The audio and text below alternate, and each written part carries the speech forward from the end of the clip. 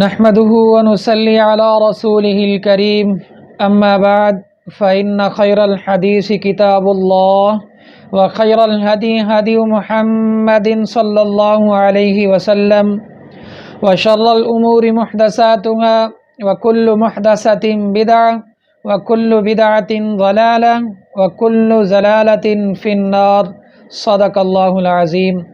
میرے واجب الاحترام دوستوں، بھائیوں، بزرگوں، السلام علیکم ورحمۃ اللہ وبرکاتہ۔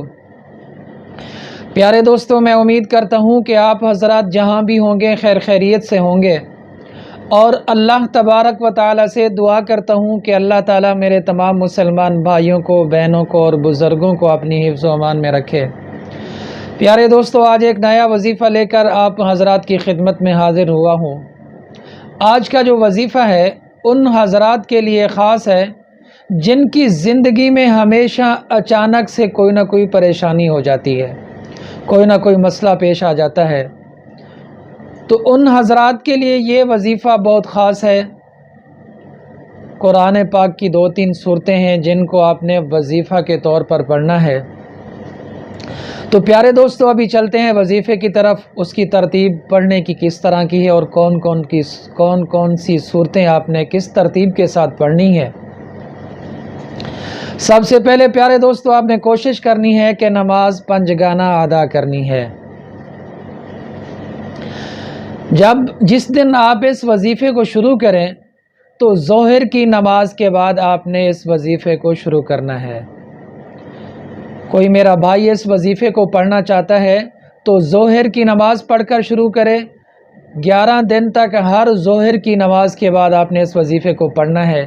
اگر کوئی بزرگ پڑھنا چاہے تو بھی اسی ترتیب کے ساتھ، کوئی میری بہن، کوئی ماں اس وظیفے کو پڑھنا چاہے تو اسی ترتیب کے ساتھ آپ نے اس وظیفے کو پڑھنا ہے۔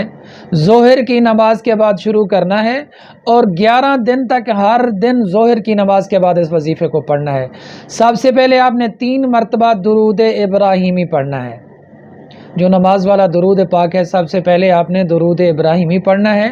اس کے بعد پھر 1 مرتبہ سورۃ الفاتحہ پڑھنی ہے، الحمدللہ رب العالمین۔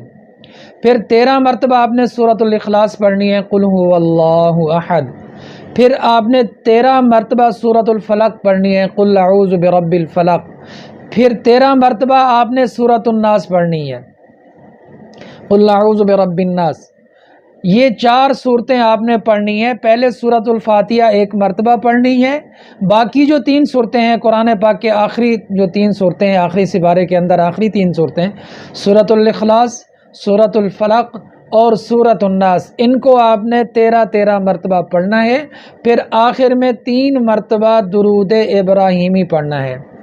آپ کی جتنا بڑی پریشانی ہے، اچانک کوئی نہ کوئی نقصان ہو جاتا ہے، کوئی پریشانی ہو جاتی ہے زندگی میں، ہمیشہ اس طرح ہوتا آ رہا ہے، تو آپ نے 11 دن تک اسی ترتیب کے ساتھ اس وظیفے کو پڑھنا ہے، تو انشاءاللہ اللہ تبارک و تعالی آپ کی تمام پریشانیاں ختم فرما دیں گے۔